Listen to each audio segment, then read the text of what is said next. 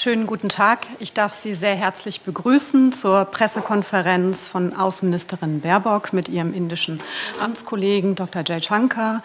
Es wird danach die Gelegenheit für einige wenige Fragen geben. Ich darf Sie bitten, entsprechend sich in Ihrer Fragen kurz zu halten, weil wir etwas unter zeitlichem Druck stehen. Frau Außenministerin, Sie haben das Wort. Einen schönen guten Tag auch von meiner Seite. Lieber Herr Kollege, lieber Jai, auch hier noch einmal herzlich willkommen in Berlin. Nach der Münchner Sicherheitskonferenz bereits das zweite Mal dieses Jahr deinerseits in Deutschland. Und das ist ganz und gar kein Zufall, denn zwischen unseren Demokratien besteht ein enges Band, das angesichts der zahllosen internationalen Herausforderungen für beide Länder und ihre Menschen von herausragender Bedeutung ist. Dieses Band wird insbesondere von so vielen Menschen, von Braunschweig bis Bangalore, von Magdeburg bis Mumbai, an so vielen Orten getragen. Man kann sagen, tagtäglich ist dieses Band immer dichter geworden. Vor knapp 2 Jahren haben wir bei dir in Delhi eine Migrations- und Mobilitätspartnerschaft unterzeichnet, die den Austausch erleichtert und ganz konkret die Lebenspläne von Fachkräften, Studierenden und Auszubildenden unterstützt. Waren damals bei meinem Besuch vor knapp 2 Jahren noch Waschkörbe voll von Visa-Anträgen und lange Wartezeiten das gängige Bild auch bei uns in der Botschaft, im Konsulat, so blicken wir schon jetzt auf eine echte gemeinsame Erfolgsgeschichte. Die Zahlen sprechen für sich. Mit knapp 50.000 jungen Menschen sind Inderinnen inzwischen die größte Gruppe ausländischer Studierender an deutschen Universitäten. Der Fachkräftezuwachs ist mit einem Plus von 25% in diesen 2 Jahren gewaltig. Dabei sind Visa-Digitalisierung und Visa-Beschleunigung die Basis, dass dies gelingen konnte und weiter gelingt. Und sie sind daher ein Kernstück unserer Arbeit hier im Auswärtigen Amt in den letzten 3 Jahren. Indien ist da eins unserer Paradebeispiele, aber die Visa-Digitalisierung, der Umbau unseres kompletten Visasystems zur Beschleunigung, das wird hier mehr als deutlich. Weil wir Fachkräfte brauchen, und zwar weltweit, nicht nur mit Blick auf Indien. Denn diese klugen Köpfe, flinken Hände, gepaart mit Innovationskraft, braucht es, um volkswirtschaftlich und wirtschaftlich erfolgreich zu sein. 400.000 Fachkräfte jährlich brauchen wir in Deutschland. Is what we need for Germany every year. And already now, Germany has become India's most important trading partner in the EU. And there is still huge additional potential that we would like to tap. We therefore want to further strengthen trade and investment between our 2 economies, especially with regard to a trade agreement. We want to make it clear that not only cooperation between countries and economic regions is important, but also between strong democracies and strong economic powers are an added value to both sides and also an added value to the world.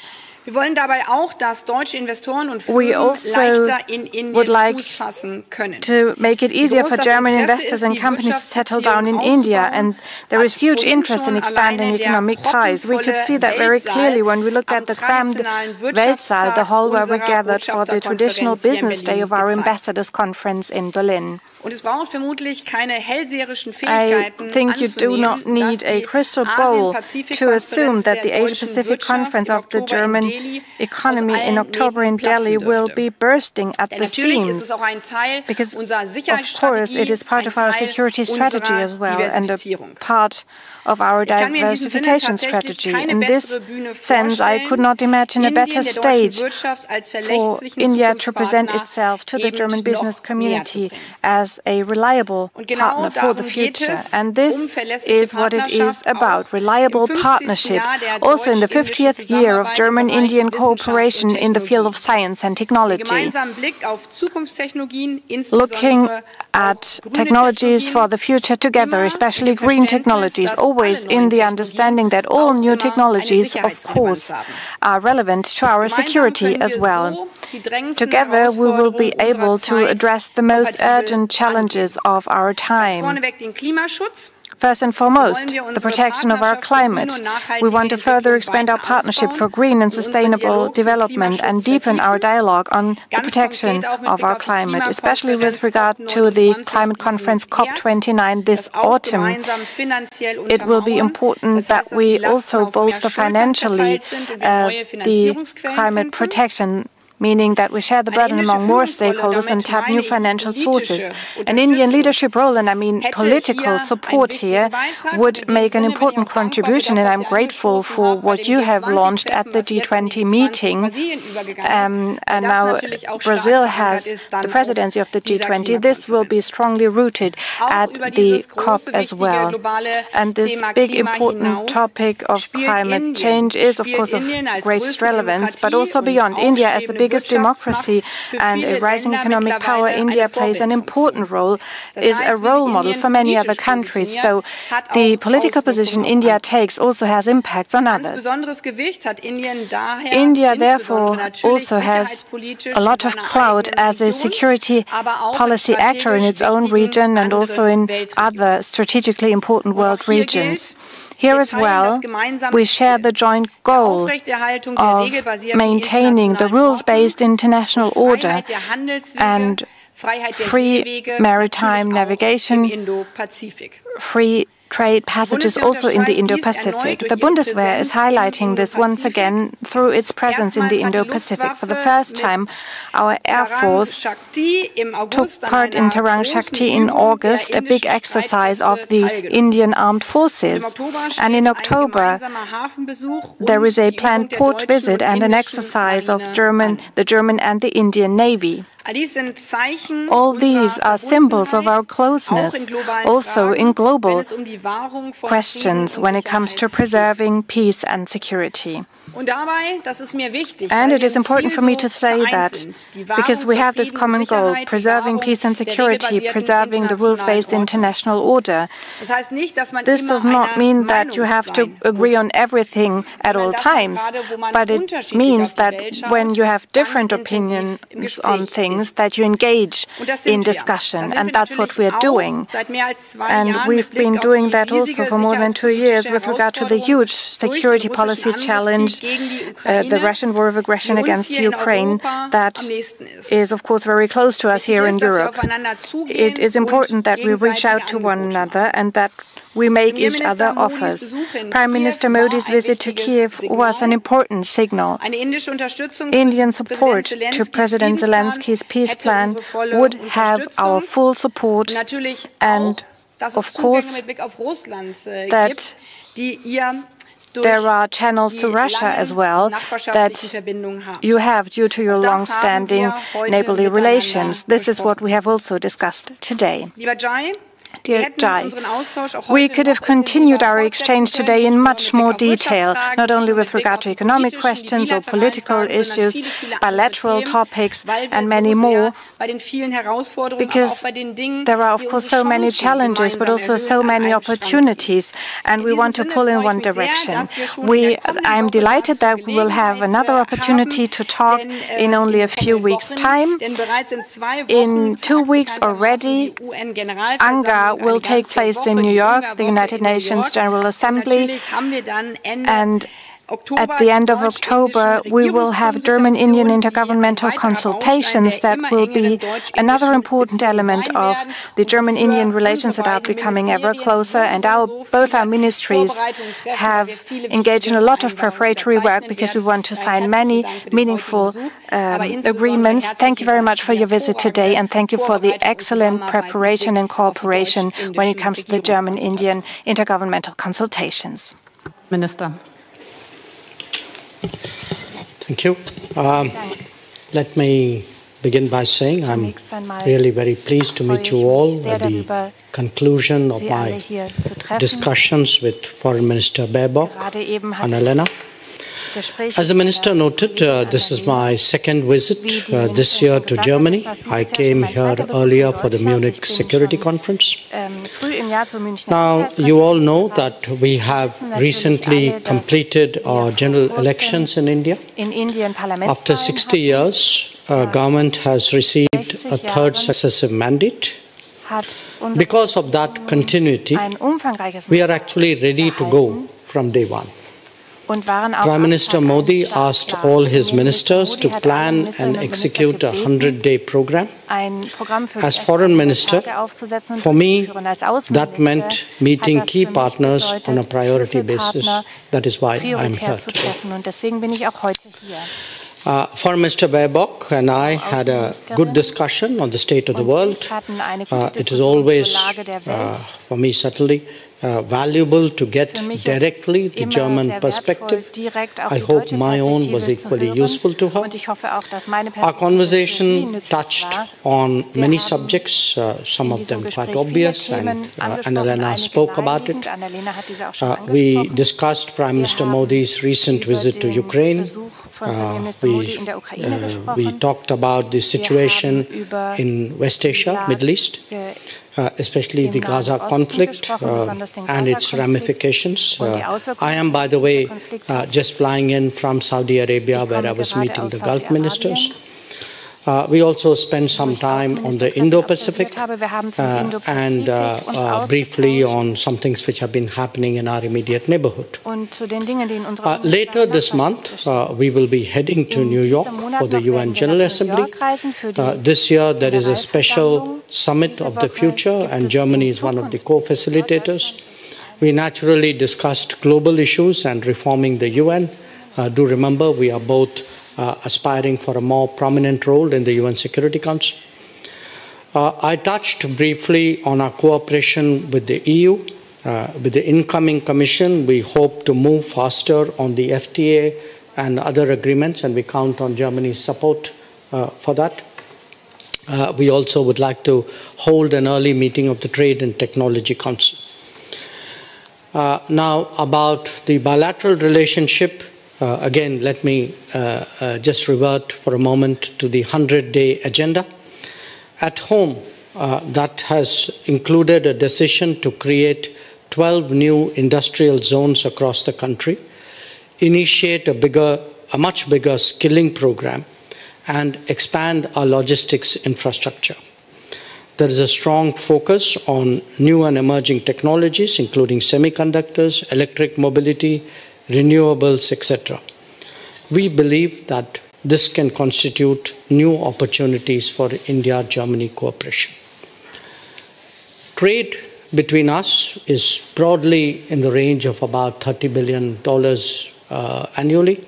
And I think investments from Germany, I think about $25 billion.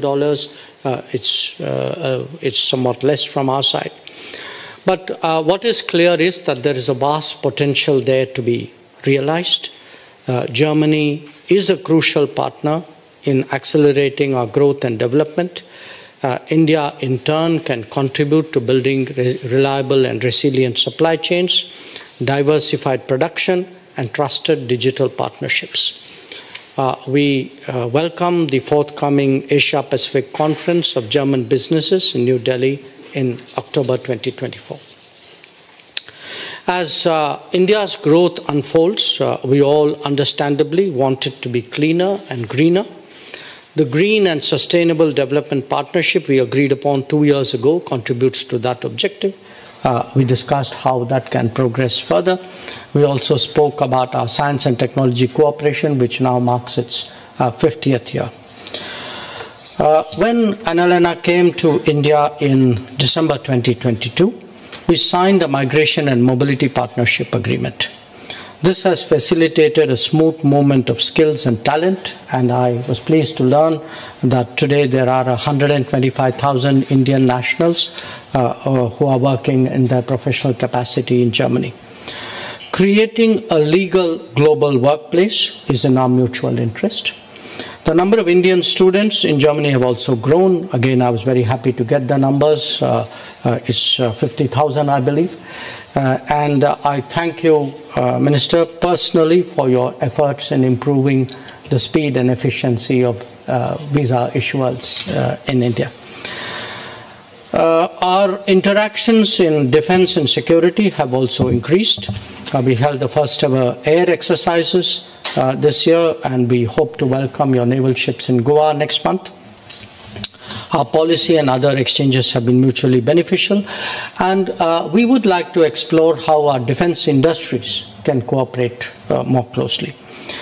Both India and Germany are active internationally in a variety of geographies and programs. We exchange views about how we can work together where possible in third countries. Our consultations, as Minister Baerbock mentioned, precede the impending meeting of the Intergovernmental Consultations in India later this year. I think today's session has been very, very useful to prepare for that. Finally, I was greatly honored to be invited to speak to the Conference of German Ambassadors this morning. I think this in itself is an indication of our mutual desire to forge closer bonds and work together. It was the business day of the conference, and I think the interaction, the questions particularly from the German business community were very, very helpful. I think it was a very good session. I thank you, Minister, for the opportunity and indeed for hosting me so graciously today. Once again, a great pleasure to be here. Thank you. Vielen Dank, Außenminister und Herr Woche von der Deutschen Welle. Many thanks. Richard Walker from Deutsche Welle. So I have questions with regional relevance for each of you. Perhaps Dr. Jaishankar first, welcome to Berlin. The authorities in Bangladesh say that they will seek extradition of the former Prime Minister Sheikh Hasina. Will India consider such a request? Und Frau Ministerin Baerbock, zurzeit laufen Gespräche über Zurückweisungen von Asylsuchenden an den Grenzen. Wie ist Ihre Sicht auf diese Frage? Und gibt es bereits Gespräche mit den betroffenen Nachbarländern wie Österreich, Tschechien oder Frankreich? Danke.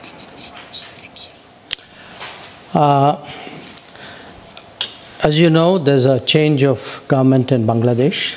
And we obviously deal with the government of the day. How we deal with that is through diplomatic channels, not necessarily through reports which may be reported by the press. Dann springen wir einmal, aber da sieht man, dass auch in herausfordernden Zeiten natürlich regionale und nationale Themen immer auch Außenministerinnen und Außenminister begleiten. Wir kommen ja hier heute in Deutschland, gerade als Politikerinnen und Politiker, aus einer Feierstunde, unserer Feierstunde zum Grundgesetz, wo so deutlich wurde, dass unser Land so sicher ist und unsere Lebensversicherung ist aufgrund dieses Grundgesetzes mit einem zentralen Satz, den Frieden in der Welt verpflichtet, als Glied in einem vereinten Europa zu dienen. Und angesichts dieser emotionalen Zeiten ist es, glaube ich, wichtig, diesen Satz nicht nur in Feierstunden immer wieder in Erinnerung zu rufen, sondern sich immer wieder wirklich daran zu erinnern, bei allem politischen Handeln, in every political activity we do. This united Europe has been our lifeline for 75 years, and it was especially strong when it was challenged, and we need to be reminded of that. This is true for me today as well, also with the debates that we're seeing nowadays. In these days, we need Democrats that stand united with regard to the attacks we're seeing against our democracy, attacks from the outside and from the inside, Russia's aggression against our European peace order and thus our liberal democracies, also attacks from right-wing extremists and Islamist terrorists. Their goal as well is dividing our liberal democracy. So for me, it is essential that in these moments where our democratic hearts are burning, that we remain sober-minded and that we do not allow others to divide us, neither in the inside, between those who are born here and those who have moved here. And one thing unites us, that we are firmly rooted on the soil, on the fundamentals of our German basic law. That's the basis of our everyday lives. And we will also not be divided as Europeans. So it is very important that as liberal societies, we muster the strength to differentiate, especially when actors from the inside and outside want to divide us. We need to muster the strength to find a European solution and not to engage in solo runs. We need to have the power and the strength to preserve Europe and our free movement within Schengen and to defend it instead of putting it at risk. This is why we pooled our forces to reform the common European asylum system. It required a lot of energy to bring down illegal migration and maintain what protects us, our united Europe, that is also reflected in Schengen, the Schengen system. So I believe that German solo runs, such as an emergency situation, and you addressed this, our neighboring countries were a bit irritated by this, but also the federal states said that this could not work in our situation. Solo runs are not an option because you cannot fight terrorism with hysterical reactions. In Europe, we need to work together to fight terrorism. This is why we made it clear that we need stricter rules where we are really under pressure. We need legally sound European solutions. The ministers of domestic affairs and we, the foreign ministers, put this on track with the common European asylum system. And in cases where the old Dublin directive does not work, but the new rule has not yet been transferred into national law and does not apply yet, we need to find ways of how we can already start taking effective measures under the common European asylum system, take measures at the border. We are doing this in individual cases, and people have already been sent back. We will implement SIAS together, and we will not only have border controls at external borders, we will have procedures for airports as well. This will play a role for German airports as well, and we need to be able to send people back to other European countries as well. As I am speaking with another foreign minister today, and we talked about the crisis in the world today, with regard to the crises we see in the world and the way we see our society is challenged by autocrats, I would like to ask you one thing. It is, of course, natural that Democrats talk to one another in difficult times and that the government and the opposition talk to one another. If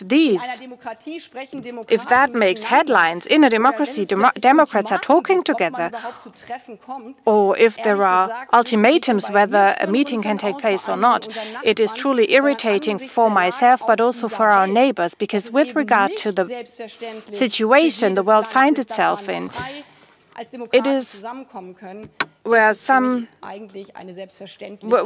where it is so difficult in other places. This is something that is possible here, and I think it should be. Frau Haider from The Hindu.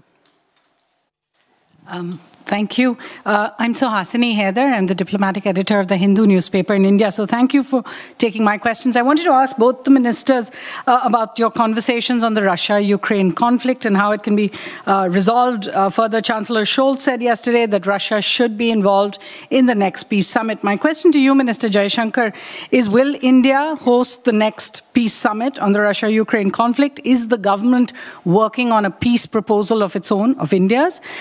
And Ms. Baerbock, your expectations from India, Mr. Zelensky has said that he wants India to change its attitude towards Russia, to end oil imports from Russia. Is that something you are discussing with the Indian government? What are your expectations? Thank you.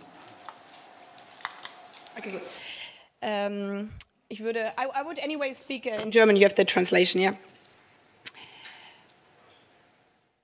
We, as Europeans, are working together with Ukraine on a daily basis. We're working for peace because Ukraine and we as Europeans want nothing more but this peace. And for the last 2.5 years, and of course we talked about this again and again, what we are doing as Europeans over the last 2.5 years, we have tried every day to come closer to that peace, at least a millimeter. We have made it clear that destroyed water pipes could be repaired without them being destroyed as a first step to build trust. We had 20,000 abducted children, abducted by Russia, and bringing these back would be a first step towards peace. And not only Europeans, but also individual African states have made the case for that. And India and other countries as well reacted when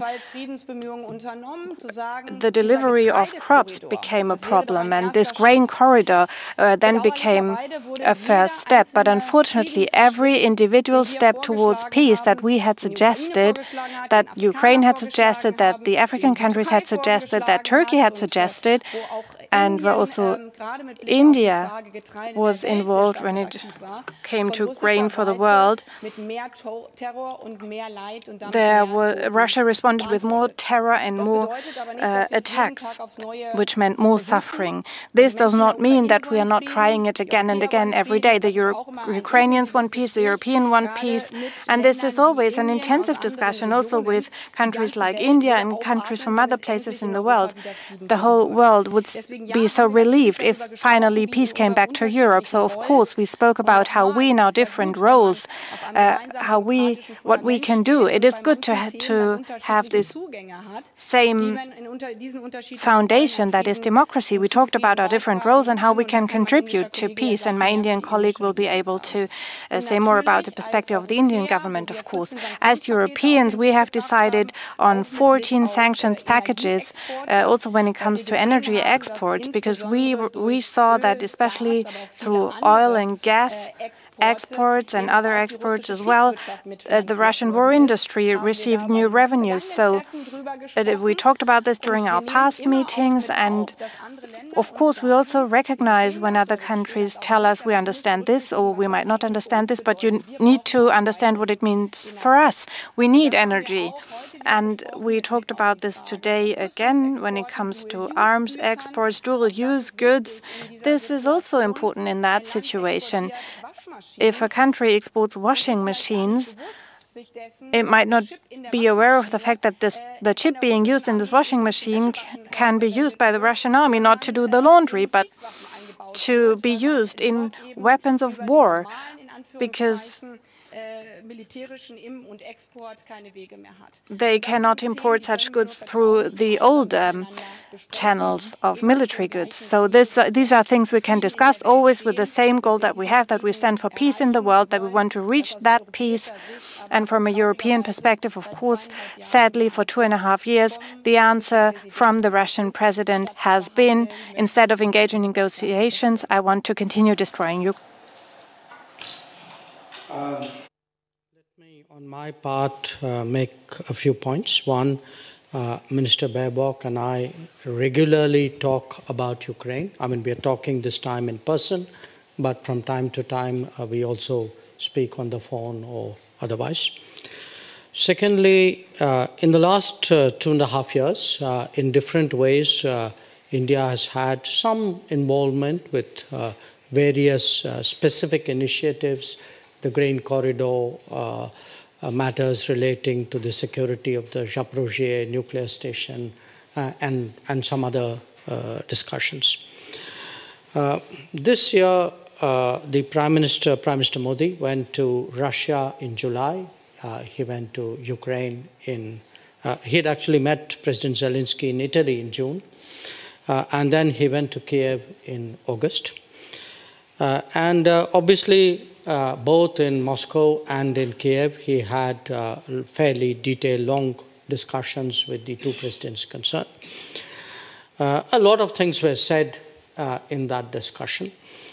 And where our own position is concerned, I think it rests on some postulates. One, that we don't believe that differences and disputes can be settled through war. This is not the era of war. Secondly, we don't believe in this conflict that a solution will come from the battlefield. So we do think that negotiations are the only way forward. At some point, there has to be negotiation. When there is a discussion, we also think it is essential to have Russia in it. Otherwise, the discussions don't, gain further movement. And where India is concerned, I think it's up to what the two parties want. We continuously talk to them. In fact, perhaps you're aware that our national security advisor just went to Moscow in the last few days. So that's really what the state of play is. Letzte kurze Frage, Herr Kühner, ZDF.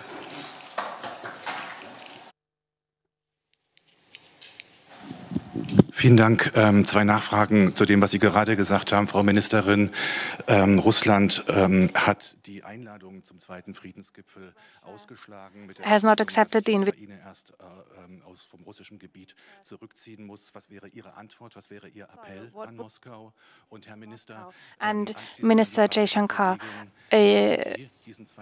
another question. Will you be hosting this next peace summit? Are you considering it, or will you at least participate? Thank you for your question, which makes clear once again what several people are suggesting, sadly also in our own country, that Russia had not been invited. This is wrong. They were invited, and we were very quickly told by the Russian government that they were not even considering attending, but they would only come once certain territories, and it was not only the territories where they are illegally occupying parts of Ukraine, but other cities that have not yet been conquered by Russia yet. So this shows that the Russian government at this point in time still has the goal it had on the 24th of February and made clear again and again. They want to destroy Ukraine. For them, it's not about negotiations. They want to destroy Ukraine. And secondly, their attack not only targets Ukraine, but the European peace order. And this is why it is so important to me to discuss this with colleagues from across the world, because, of course, we do not, of course, look at what's happening daily in all parts of the world. But recently we have seen violations of the airspace of Eastern European neighboring countries, EU partners, NATO countries, and pushing border posts, attacks on democratic parties in Europe from Russia. We've seen all of this, and that shows that this is hybrid warfare. So yes, we made it clear, especially with regard to peace talks. Zelensky has extended this invitation, but we must not be naive. This Russian war is waged on many different levels. Neighboring countries such as Moldova also need to be taken into account. So a dictated peace, or what Putin imagines, having a break for arming up again to subjugate the whole of Ukraine or threaten other neighboring countries such as Moldova and others, this needs to be discussed when we talk about peace as well. Where India is concerned, let me tell you that we took part in this particular exercise starting from Copenhagen up to Bergenstock at various levels, all senior levels. We did not join the communique in Bergenstock for a variety of reasons. Your question about whether we would host this process, suggestions have been made from time to time. But look, let me say this. For us, this is not about a process or about being seen to do something. What is important for us is the reality of the conflict that is taking place today. So if, we are always open to any step that is serious, that is impactful, and that is, in our view, a step towards peace. Vielen herzlichen Dank.